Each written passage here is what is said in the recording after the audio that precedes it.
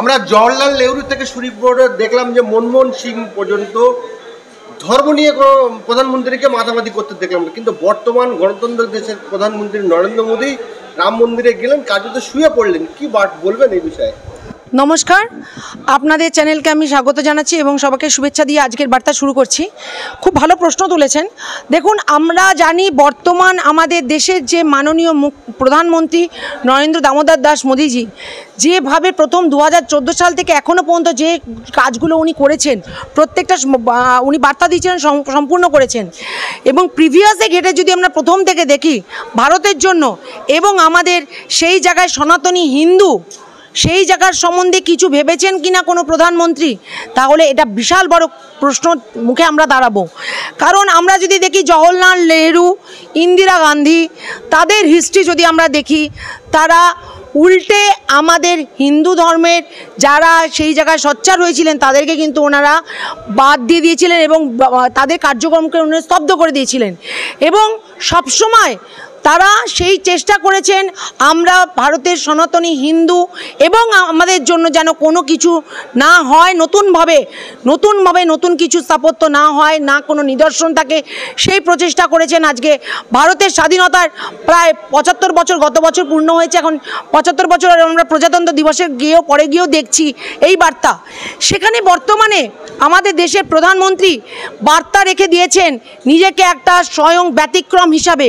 কারণ তার শ্রদ্ধা দেশের প্রতি, প্রথমেই বলতে হয় আমাদের বর্তমানে দেশের প্রধানমন্ত্রী মাননীয় নরেন্দ্র দামোদর দাস মোদীজিকে আমরা দেখেছি উনি পরিবারতান্ত্রিক নন।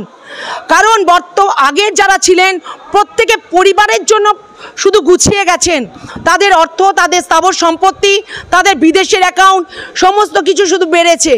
আমরা বর্তমানে দেখতে পারি উনি পরিবারকে নিয়ে, ওনার নিজস্ব পরিবারকে নিয়ে আমরা একটু পিছনে গিয়ে বলতে পারি, আমরা দেখেছি ওনার মাতৃদেবী যখন বিয়োগ হয়েছিল উনি কিভাবে তার সৎকারে গেছিলেন এবং কোন গাড়িতে গেছিলেন। সেখান থেকে এই বার্তাটা কিন্তু এই সব কিছুর প্রশ্ন আপনি যেটা করলেন তার একটা বিশাল বড় উত্তর হয়ে যায়। কারণ উনি সবসময় দেশের জন্য ভেবেছেন, দশের জন্য ভেবেছেন, আম জনতার জন্য ভেবেছেন এবং ধর্মকে নিয়ে উনি যেটা আজকে স্থাপন করে দিলেন 22শে জানুয়ারি 2024-এ একটা স্বর্ণযুগ হিসাবে সেটা কিন্তু লেখা হয়ে রইল। কেননা আমরা দেখেছি এই রাম মন্দির, আমরা বিগত 500 বছরের পরে রামলালা সেখানে তার নিজের অযোধ্যায় জন্মভূমিতে ফিরে তার প্রাণ প্রতিষ্ঠা হয়েছে। এবং আমরা এই বাবরি মসজিদ ভাঙার পর থেকে, বাবরি মসজিদে আগে কী ছিল, আমরা প্রথম কথা তো আমরা যদি একটু আমি গিয়ে ব্যতিক্রম ইতিহাস যদি বলি, আমরা ইতিহাসকেই পড়িনি, আমাদের ব্যতিক্রম ইতিহাস, বিকৃত ইতিহাস পড়ানো হয়েছে ছোটোবেলা। শুধু মুঘল সাম্রাজ্যের স্টার্টিং থেকে আমরা যত করে দেখেছি হিন্দু ধর্মের উপর হিন্দু মন্দির এবং তাদের উপর কিভাবে আক্রমণ হয়েছিল, সারা দেশে মন্দির কিভাবে ভাঙা হয়েছিল, তাদের মন্দিরের উপরে কিভাবে সৌধ স্থাপন করা হয়েছিল, প্রত্যেকটা একটা মসজিদ তৈরি হয়েছে। সেখানে এই জায়গায় বাবরি মসজিদে শ্রীরামচন্দ্র, যিনি আমাদের ত্রেতা যুগের আমাদের অবতার ছিলেন, তাকে বিষ্ণুর অবতার বলা হয়, তার জন্মভূমিকে যে বাবরি মসজিদ ভাঙার পর ঐতিহাসিক রায় সুপ্রিম কোর্টে দেওয়ার পর অতি সংক্ষিপ্ত সময় যে রাম মন্দির প্রতিষ্ঠা হলো এবং প্রাণ প্রতিষ্ঠা হলো সাকসেসের সঙ্গে কোনো হিংসামূলক ঘটনা ছাড়া, সেটা কিন্তু একটা বার্তা রেখে গেল। গর্বিত আমি একজন ভারতীয় সনাতনী হিন্দু হিসাবে, ভারতীয় হিসাবে, কারণ বিশেষ সম্প্রদায়ের মানুষরা কিন্তু এটাকে সাপোর্ট করেছেন। আমরা শুধু পশ্চিমবঙ্গের রাজ্যে দেখেছি সেই জায়গায় উস্কানিমূলক মন্তব্য এবং তাদেরকে ভেদাভেদির সৃষ্টি করে একটা দাঙ্গা লাগানোর প্রচেষ্টা। কিন্তু সারা ভারতবর্ষ যদি দেখেন একটা কোনো ঘটনা দেখবেন না রাম মন্দিরের সেই প্রতিষ্ঠার দিনে, একটা কোনো ইতিহাসকে থাকবে না সাক্ষী যেখানে কোনো রক্ত ঝরেছে। সারা ভারতবর্ষে আমরা দেখিনি কোনো এমন কোনো অসামাজিক কাজকর্ম হয়েছে, একটা দুই ধর্মের মধ্যে আক্রমণ হয়েছে, সেখান থেকে রক্তারক্তি হয়েছে। তাহলে রাম মন্দির 2024-এ 22শে জানুয়ারি যে প্রতিষ্ঠা পেল এবং আমাদের রামলালার যে প্রাণ প্রতিষ্ঠা হলো, সেই রামলালার প্রতিষ্ঠায় আমরা নিজেদের দেবতা, আমরা জানি রামের জন্ম, শ্রীরামচন্দ্রের জন্ম এবং তার কথা কাহিনী আমরা যতটা পড়েছি, শ্রীরামচন্দ্রের আমাদের কিন্তু ত্রেতা যুগের অবতার ছিলেন, যুগ কটা সেটা নিয়ে সেই সমস্ত ইতিহাস ঘাটলে পরে। সুতরাং আমাদের একজন গর্বিত ভারতের প্রধানমন্ত্রী হিসাবে আমরা যাকে গর্ববোধ করি, তিনি তার নিজস্ব ঠিক কাজ করেছেন, করতে পেরেছেন। এই কারণেই ওনার পিছুটান নেই, ওনার পরিবার নিয়ে উনি ভাবেননি। পরিবারের জায়গায় 7 পুরুষের জন্য অর্থ তাদেরকে চালান করে যাননি, বিদেশে অর্থ উনি তাদের পরিবারকে সংরক্ষিত করেননি। সেই জন্যই এই কাজ সম্পূর্ণ করতে উনি পেরেছেন। নমনীয়, আমাদের সবার কাছে শ্রদ্ধেয় ভারতের প্রধানমন্ত্রী নরেন্দ্র দামোদর দাস মোদীজি। ভারতবর্ষ গণতান্ত্রিক দেশ, হিন্দু মুসলিম সবার প্রধানমন্ত্রী নরেন্দ্র মোদী, কিন্তু উনি রাম মন্দিরের টাস নিয়ে কথা বলে, রাম মন্দিরের উদ্বোধনে যায়, রাম মন্দির নিয়ে উনি চিন্তা ভাবনা করে। ভুলেও একবার মুসলিমদের যে মসজিদের যে জায়গা দিয়েছে করতে, সে কথাটা একবার বলেন। কি বলবেন এই বিষয়ে? শুনুন, এই জায়গাটায় আপনার মন্তব্যের আমি কিন্তু বিরোধিতা করছি। কারণ আমাদের সনাতনী হিন্দু বলে শুধু না, উনি কিন্তু আমাদের মুসলিম ভাইদেরও যে মসজিদ এখানে ট্রাস্ট গঠন করা হয়েছে, সেখানে আমরা কথায় কথায় শুনি কেন্দ্রীয় সরকারের সেই সাপোর্টে এই রায় বেরিয়েছে, পঞ্চম বেঞ্চের সাপোর্টে। আরে সেখানে যদি হতো তাহলে আমাদের বিশেষ সম্প্রদায় মুসলিম ভাইদের জন্য সেই ট্রাস্ট গঠন হতো না, তার সেখানে ওই আমাদের মসজিদ করার জন্য ঐতিহাসিক রায় সমানভাবে হতো না। এখানে উনি আপনার এই আখ্যাটা আমি তার আগে স্মরণ করেই দিই। আমাদের এই রাম মন্দির প্রতিষ্ঠার আগে কিন্তু 11 দিন উপবাস রেখেছেন আমাদের ভারতের প্রধানমন্ত্রী, এবং উনি পুরো ভারত পরিক্রম করেছেন, যেখান থেকে শ্রীরামচন্দ্র ঘুরেছিলেন। সেই প্রোটোকল মেনে উনি একজন নিজে গঙ্গায় স্নান করা থেকে শুরু করে একদম সাচ্চিক সনাতন হিন্দু ধর্ম যেটাকে বহন করে সেটা করেছেন। উনি নিজের সিকিউরিটি বাদ দিয়ে নিজের সমস্ত কিছু সম্পন্ন করেছে, হিন্দু ধর্মের রীতিনীতি সেটা আমাদের দেখেছি। এবং উনি মুসলিম সম্প্রদায়, হ্যাঁ এটা বলতে পারেন, আমাদের পশ্চিমবঙ্গ রাজ্য সরকারের মাননীয় মুখ্যমন্ত্রীর মতো উনি মাথায় ফেট্টি বেঁধে উনি ওখানে যান না, উনি গিয়ে ওখানে আমাদের যে ঈদের আগে সবার ওখানে গিয়ে গ্রহণ করেন না।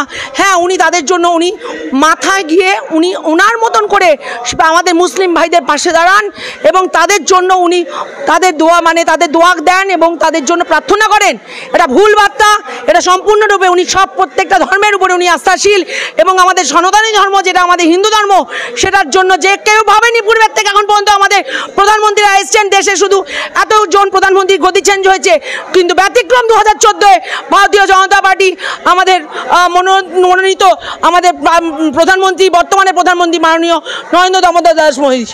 বাবরি মসজিদ ভাঙা হয়েছিল 1992 সালে, এবং 500 বছরের ইতিহাস আছে। 500 বছরের রাম মন্দির ছিল কি না ছিল তার মধ্যে বিস্তার একটা মতনৈক্য আছে, কিন্তু গুগল ঘাঁটলে এখনো বাবরি মসজিদ পাওয়া যায়। আপনি কিভাবে এক্সাপ্লেন করবেন এই বিষয়টা?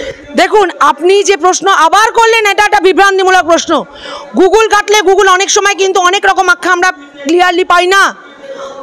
যেখানে সুপ্রিম কোর্টের রায় কিন্তু এই জায়গাটার উপরে ওঠেনি, সুপ্রিম কোর্টের রায়টা কিন্তু আমাদের শুধু বিশেষ সম্প্রদায়ের উপরে ওঠেনি। সেখান থেকে আমরা জানি যে এই বিশেষ সম্প্রদায় বা আমাদের বাবরি মসজিদের কোনো রকম আমরা এখানে যে নিদর্শন ছিল, বা আমাদের পূর্বের আমাদের হিন্দুদের বিষ্ণুর অবতার শ্রীরামচন্দ্রের জন্মভূমির কোনো মন্দির ছিল কি না, ইতিহাসটা ঘাটুন। একটু আগে বললাম বিকৃত করা হয়েছে ইতিহাস, বিকৃত করা হয়েছে আমাদেরকে, জ্ঞান ভাণ্ডার আমাদের পরিপূর্ণ হয়নি। আমরা জানি না এখনো নালন্দার আমাদের বিশ্ববিদ্যালয় সম্বন্ধে কজন মানুষ আমরা এখন পর্যন্ত জানতে পারি, সেখানে কিভাবে। হ্যাঁ, অবশ্যই এইখানে আমরা বলতে পারি যিনি আমাদের একদম শ্রদ্ধেয়, আমাদের দৃষ্টিহারা যে আমাদের পণ্ডিতজি, তিনি কিন্তু নিজে এভিডেন্সের স্বরূপ বেদান্ত থেকে শুরু করে মসজিদ থেকে শুরু করে প্রত্যেকটা স্বাক্ষর নিজে প্রমাণ রেখেছেন সুপ্রিম কোর্টে, এবং যার তদন্তের সমস্ত কিছু এভিডেন্সের উপরে ভিত্তি করে এই জাজমেন্ট বেরিয়েছিল। এবং শ্রীরামচন্দ্রের ইতিহাসটা ঘাটুন না, ইতিহাস ঘাটলে শুধু বাবরি মসজিদের আগে শ্রীরামচন্দ্রের জন্মভূমির মন্দির ভাঙা হয়নি না। এই যে জ্ঞানব্যাপী আমাদের যে কাশী বিশ্বনাথ, কি দেখা যাচ্ছে আমাদের ফরেন্সিক রিপোর্ট, কি রিপোর্ট বেরিয়ে এসছে। ভারতবর্ষে বিভিন্ন জায়গায় যান, বিভিন্ন জায়গায় যদি আপনি বলেন, আমি আপনার স্ক্রিনশটে দেখাতে পারি যে কত জায়গায় মন্দিরকে ভেঙে মসজিদ, মুঘল সাম্রাজ্যের স্থাপনা শুরু থেকে শুরু করে এইভাবে মসজিদ ভাঙা হয়েছিল, এভাবে মন্দির ভেঙে মসজিদ স্থাপন করা হয়েছিল। সেখান থেকে আমরা আমাদের হিন্দুদেরকে আমাদের রক্ত ঝরিয়ে, আমাদের যারা ব্রাহ্মণ পণ্ডিত ছিলেন তাদের রক্তে হোলি খেলে এই মসজিদগুলো স্থাপন হয়েছিল। বাবরি মসজিদটা একটা দৃষ্টান্ত স্বরূপ হয়ে রয়েছে। আমরা কাশী বিশ্বনাথ আবার সামনে দেখব, মথুরা আছে। ইতিহাস ঘাটলে শুধু ওই বর্তমান শাসক দলের উপরে, কেন্দ্রীয় শাসক দলের উপরে ভিত্তি করে এত বড় রায় আসে না। ইতিহাসকে নিয়েই তবে সেই সুপ্রিম কোর্টের রায় হয়েছে, এবং সেই বাবরি মসজিদ ভাঙার জন্য, এখানে সেখানে মন্দির স্থাপনার জন্য, এবং সেই বিরল দৃষ্টান্ত রায় ঘোষণা হয়েছিল। আপনি যেটা বললেন আপনার কথা আমি সহমত হচ্ছি, কিন্তু যে জায়গায় আমরা দেখতে পাচ্ছি যে জাজমেন্ট দিল, যে জজ জাস্টিস রঞ্জন গগৈ, ওনাকে পরবর্তীকালে বিজেপি রাজ্যসভা সংসদ করে দেওয়া হলো, এই জায়গাটায় কিছু একটা মানুষের সন্দেহ হবে না? উনি তো একা জাজমেন্ট দেননি, পাঁচজন দিয়েছিল, পাঁচজনই এসেছিলেন। তো বর্তমানে রাজ্য সরকার তো আমরা অনেক কিছু দেখেছি, সেখানে গিয়ে পরপর করে রাজ্য সরকার সদস্য হয়ে গেছে, রাজ্যসভার সদস্য হয়েছে। মানুষের যিনি আমরা দেখি প্রতিনিধি, সেই প্রতিনিধির কে কারা কি আসছে, তাদের যখন কোনো একটা দলের থেকে নেওয়া হয় তার ইতিহাস ঘেঁটে তাকে নেওয়া হয়, এমনিভাবে তারা আসে না, রাজ্যসভার সদস্য হয় না, বা আমরা কোনো জায়গায় সদস্য এইভাবে আসন পেতে পারে না। হ্যাঁ, জাজমেন্ট বিরল দিয়েছিলেন, 5টি সিট মিলে, 5টি বেঞ্চ মিলে যে রায় দিয়েছিলেন, আপনি একজনের নাম করলেন, 4 জনের নাম করতে পারলেন না কেন তাদের আমরা নাম দেখছি না? একটা মানুষের, আমরা সুপ্রিম কোর্টের রায়ের ভিত্তিতেই এই রায় হয়েছিল, এই নির্দেশ পেয়েছিল যে বাবরি মসজিদের জায়গায় রাম মন্দির প্রতিষ্ঠা হবে, একজন জাজের রায়ের ভিত্তিতে না। জাজমেন্টকে বিকৃত করে না যেন মানুষ। এবং আপনার এই প্রশ্নের আমি তীব্র বিরোধিতা করলাম, তীব্র বিরোধিতা করে উত্তরটা দিলাম, বাদবাকিটা জনতা দেবে।